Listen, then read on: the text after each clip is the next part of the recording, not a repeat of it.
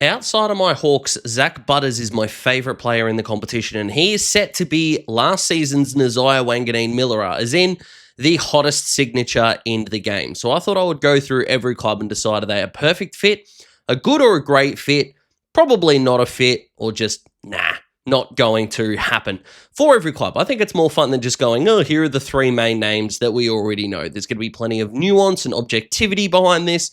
So I hope you enjoy. Like it if you like it, subscribe, all of those good things. And if you could check out my previous video about buying, holding, or selling the over 30s in the AFL, because it is flopping like a horror recall, let me tell you. So if you could go check that out as well, that would be awesome. I also have a Hawthorn-based channel, Daz Talks Hawks, that you can go check out as well.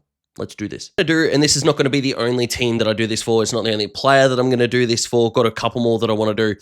Is the perfect fit is always going to be the club that they still play for. Unless a guy is going to be gotten rid of, I should say, for depth reasons, the perfect fit is always going to be their club. Now, whilst these aren't going to be in order, so the fits aren't going to be in order because it's just going to take too long and it's going to be a little bit too nitpicky in my opinion, but the number one is still going to be Port. Port is still the best fit for Zach. Let's just be honest here. Whilst, yes, we're going to be appealing to a lot of other clubs in a lot of different ways, absolutely, the most perfect fit is still at Port Adelaide. So, Port fans, before you hate me fully, because some of you already think I hate you, and I don't, they are the perfect fit, so just keep that in mind. I'll just do this sort of in order as we go through. Now, the Crows are interesting because on paper, they would be the perfect fit because they need that midfield talent. I think he lets Jordan Dawson be more of an outside player. He is a huge upgrade on Berry and Saligo, so that makes sense. Do they have the draft capital? Because Port Adelaide would be matching any free agency contract that comes in, you are going to force a trade. Now, as far as I know, that trade can still include picks and players, the same as any other trade might. Whilst the Crows could offer up a player, let's just pretend that Port would do this, because I agree with you that it's a great or a good fit draft-wise. Maybe they don't have the capital, but they could have the player. Probably not because it's not Victoria, but let's be honest, they're not trading Zak Butters to the Crows, so it's a nah. But again, let's just pretend for 30 seconds.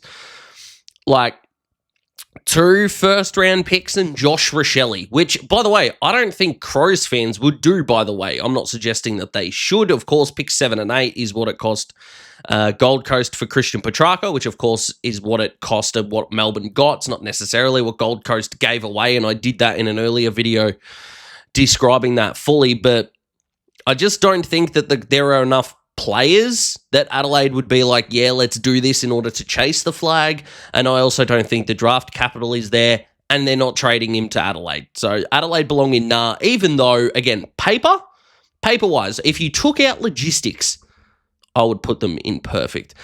Brisbane is a nah. We already know how good their midfield depth is. McCluggage, Dunkley, Ashcroft. Who am I missing? Neil? Oh, only the 2-time Brownlow medalist. You've still got Levi Ashcroft. Sam Marshall can rotate through there. They've just drafted Daniel Annabelle, Ty Hayes, and I think they drafted another youngster whose name I cannot remember off the top of my head, so apologies to you, young man, because they passed on Prindable. So that one's a pretty quick nah. Carlton, we can put in the perfect fit for a couple of reasons. On field, so the paper, logistics-less, absolutely. So, yes, you've got Cripps as your grunt guy. George Hewitt is in there. But Walsh, Butters in there is perfection. I know you've got Jagger Smith. I understand that. But I just think that a Butters, Hewitt, Walsh, Smith core post Paddy Cripps is elite. I'm not trying to retire Paddy by any means because midfield is the only position that he could play. I understand this all well. He's a bigger body. You could play him out of the goal square. I've seen no indication that Cripps could be a forward. But I also think that, again, on paper, you're probably looking at perfect or great or good fit. The reason why I bring it to perfect is because of the draft capital that is available there. They have their own and Sydney's first-round picks moving forward the next, 2 years. So you've got them. That's already massive. Now, I'm not suggesting it's going to be 4 first-round picks for Butters. It's going to be a premium. And if I was Port, like I said before, I would be aiming for 2 firsts and a player. Now, what player would that be if you were Port? Honestly, I'm going Jacob Wiedering.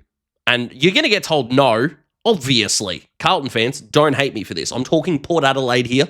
I'll talk about the Carlton part of it in a second. But if I'm Port, again, I'm going Jacob Wiedering, they're going to say no. Jagger Smith, they're probably going to say no, which rightly or wrongly, but I think they would say no. Sam Walsh would be hella ironic to put him and Connor Rozee in the same team. Again, I don't know why Carlton would do that, because it would probably be like, would it be a straight up Walsh and something else? Like, I'm not particularly sure. I don't think they need Jesse Motlop. Harry Mackay would be interesting if Charlie Curnow was still there. He's obviously not still there. Trying to think of some other guys off the top of my head. I just don't think there would be enough there to appease them. So you'd probably be looking at just going, look, we could do, a shitload of firsts, 2 firsts, 2 seconds, 3 firsts and a second, something along those lines, I think, in order to get it done. But the perfect fit for the Blues, they do have the draft capital to appease Port. So I'll put it in perfect. Collingwood is great or good fit because they don't have the collateral where if you think Collingwood are going to be not that great next year, and of course, remembering that if Port didn't match, so this would become useless, obviously, but if Port Adelaide didn't match, they would get band 1 compensation. And let's just say Port Adelaide finished 12th, whether you think that's accurate or not, let's just say that. Then they would obviously have pick 6 in the draft, which means band 1 compensation is pick 7. I just think that by matching the bid, like what Geelong did with Jeremy Cameron, you're just going to get more value. You're going to get more draft capital. Like I said before, you can get a player. Which player are you asking from Collingwood if you're going to go down that path? I don't think the Pies have got the capital to get that done. But if you go, okay, we can sacrifice the capital and get a player. Now, granted, what I mean by they don't have the capital is how good are those first-round picks going to be? If we think that Collingwood's window is still relatively open. Even if they have a gap year this year, you're looking at maybe a top 10 selection or a top 12 selection in this draft. And then you go, if you get Butters, you're probably looking at then pick 14 and 14. So you might be looking at like pick 10, 14 and 14 for Butters. You're only using them sort of one draft at a time. One of those first rounders is going to get swallowed in the Dougie Cochrane bid as well. So, do you kind of go, yeah, the 27 draft capital is what we want, and we want a player for the now, or maybe like a second round pick, a player, and then future firsts. But if so, who's that player? Because, again, unless it's Nick Dacos, which is obviously not going to happen, and it's not going to be Josh, who else? I don't think they have the names to do there. So, logistics, perfect fit. He and Nick, frightening for a decade. I just don't think they've got what Port Adelaide would be looking for in a trade. And as we know, or as I hope Port would do, give us the best offer if we're going to match any free agency bid. It's as simple as that. The Bombers would be perfect. Whilst I don't think Essendon are going to be bottom 4 this year, which seems to be a relatively unpopular opinion for mine, I don't think they're going to be there. So they're going to have a top 10 pick this year because they've still got their first. Obviously, they're still going to have the 3 first, so you've got capital there. They do have young talent. Again, if I'm Port Adelaide, I'm going, let's start it at Nat Caddy, and they're going to say no, obviously. Zach Reid would be one that I would be looking at in a significant way. Again, I'm not saying Essendon are going to match it. I'm talking pro Port Adelaide here, Essendon fans, before you hate on me for it. But I think the Bombers are in a position where they can go, he would be awesome in the midfield, especially if Zach Merritt is not there moving onwards. He would be an instant upgrade in that regard. But you've got the capital there. Again, whatever Port Adelaide want to do around picks versus players makes sense. But the Bombers do have young talent. They would have the draft picks. They are the perfect fit. Freo are going to be another team. Again, not because they're non-Victorian, which I can kind of see the path that this is taking right now. Absolutely. But you've got Sarong, Brayshaw, Young. I think there is an argument to be made that Sarong, Brayshaw, and Zak Butters are on like relatively the same tier. Now, granted, I'm taking Butters over both of them. I think Butters and Sarong can win Brownlows one day. I know Brayshaw got a lot of love from the umpires this year in the Brownlow. I don't think he's got the ceiling to get to Brownlow medalist type player. I could be wrong on that. But again, if I'm Port and I'm going, if I'm Port and I'm saying to Freo, what could I get from you? Again, you're going, you're not going to trade as Sarong, Brayshaw, or Young, obviously. You're not going to trade as Jordan Clark, even though that fit would be kind of sick, let's be honest, coming out of halfback. You're not going to give us Tracy, Jaya Miss, again, as a part of a package. It's not just Jai. You would also have to include other assets on top of that. I understand that. But these guys are contracted. I know. Contracts don't mean shit, guys.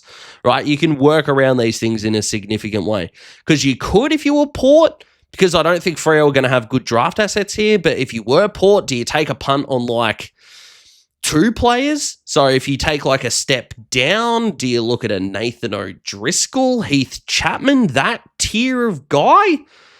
Yeah, too rich for my blood. No, I just think that it is a no. I know we're doing this in alphabetical order, but I'm just going to go ahead and go to Gold Coast. No, Rowell, Anderson are already young. Touk Miller is not old. We'll see what happens with Bailey Humphrey, who I will be doing this style of video on just quietly. And I've also done a Daz Talks Hawks video on Bailey Humphrey if you want to go check that out as well. Even if you're not a Hawthorn fan, I still think there's a good conversation to be had around Bailey Humphrey as a player, so you can go check that out.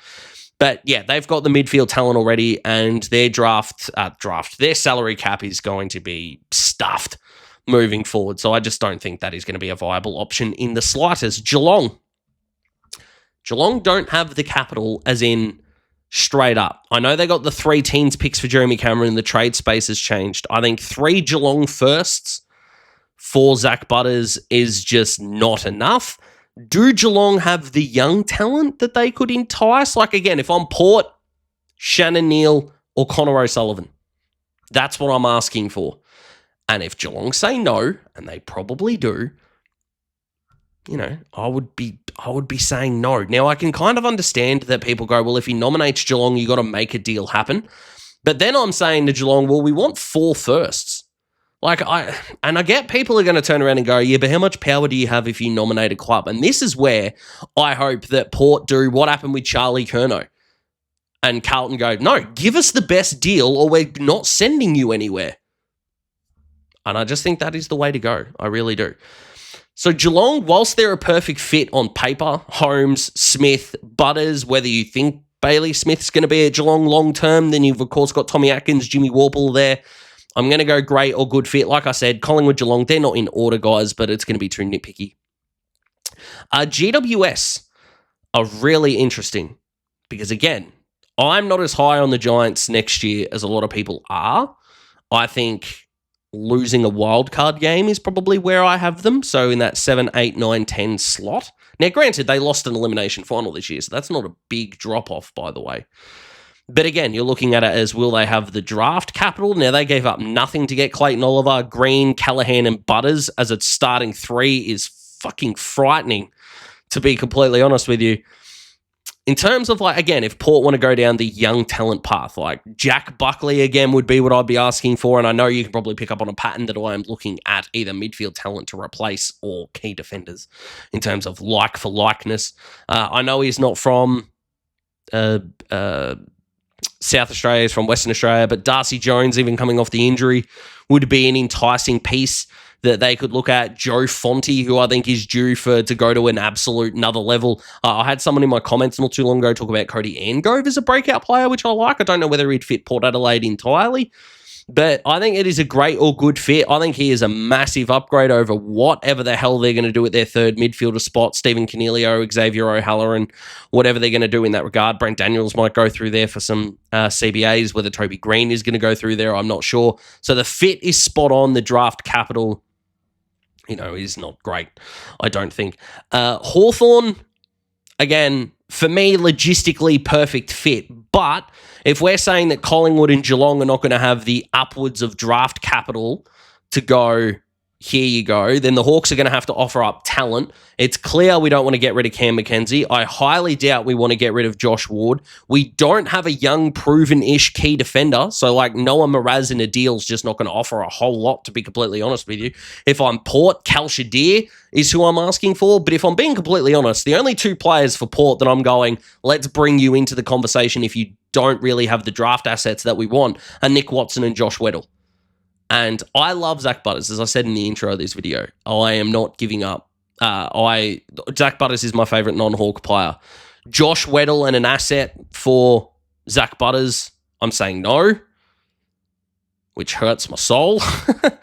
And Nick Watson and an asset for Butters, I'm saying no as well.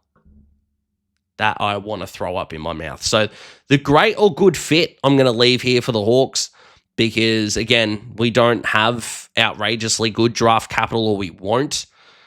And then I'm just not sure that we've got the bridge of like young talent that we could let go.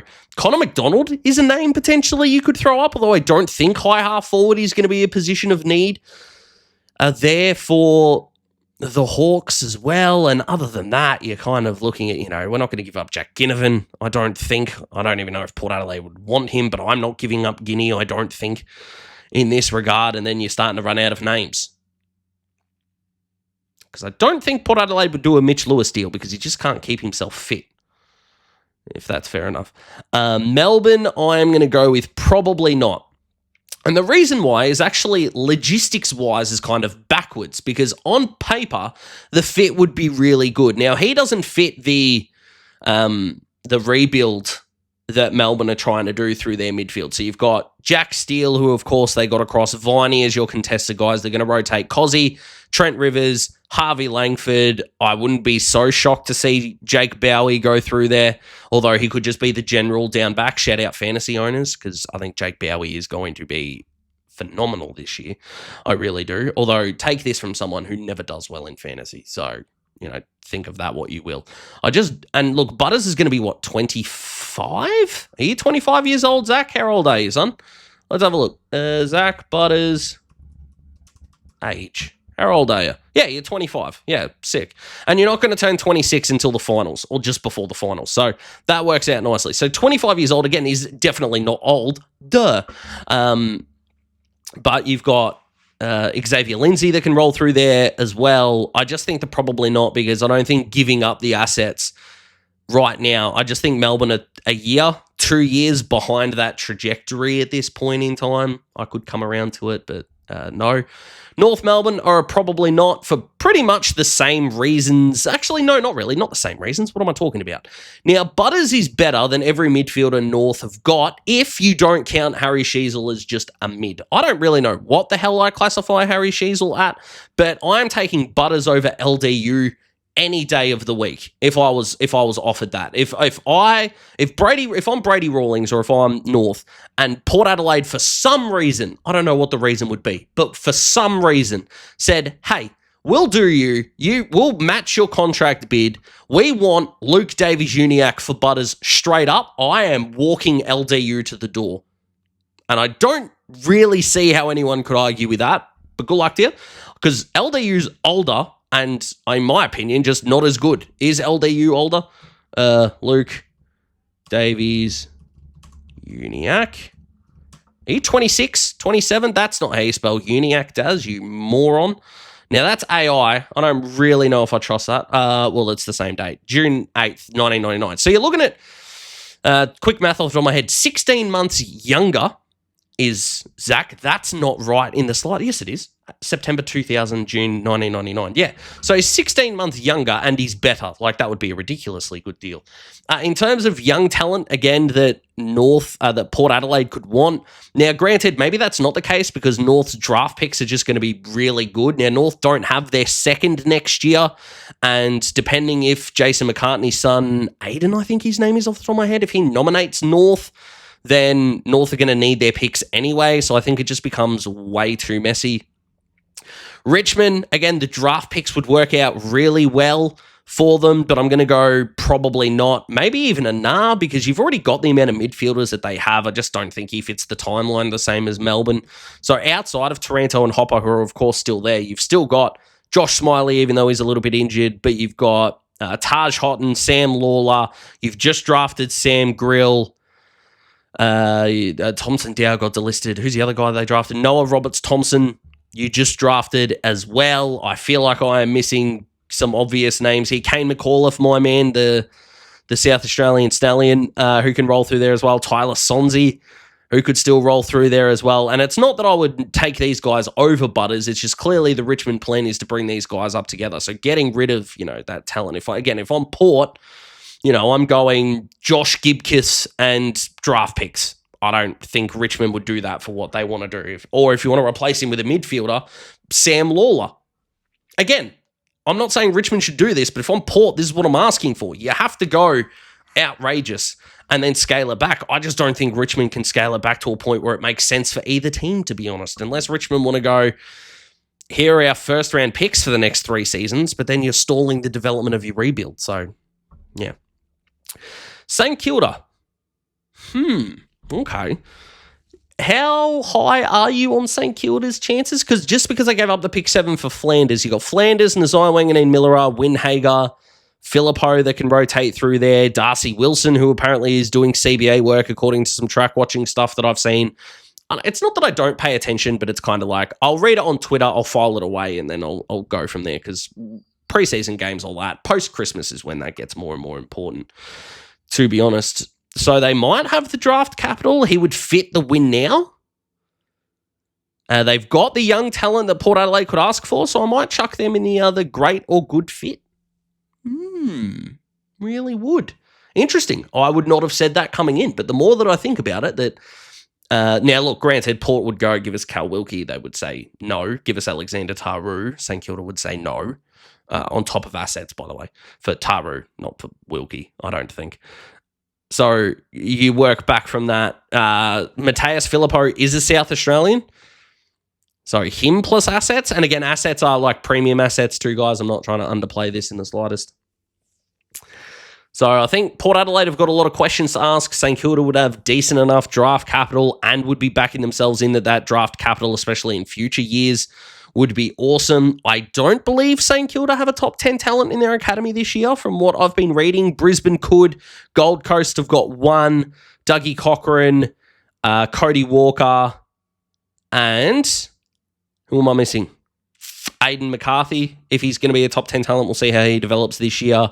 Benji Ranroyan is not an academy player, I don't believe. The Lacroix nephew, Mark Lacroix's nephew, might be an academy player off the top of my head. And I think West Coast have got 1 more. And Freo have got 1 as well. So I don't think St Kilda do. So that works out nicely. St Kilda, Sydney, I could probably put them in the nah. But probably not. Again, probably not. The reason why they're not nah for me is if Chad Warner goes to WA, like he would have to go, Butters would come in, and then you might have to give up Angus Sheldrick and some assets.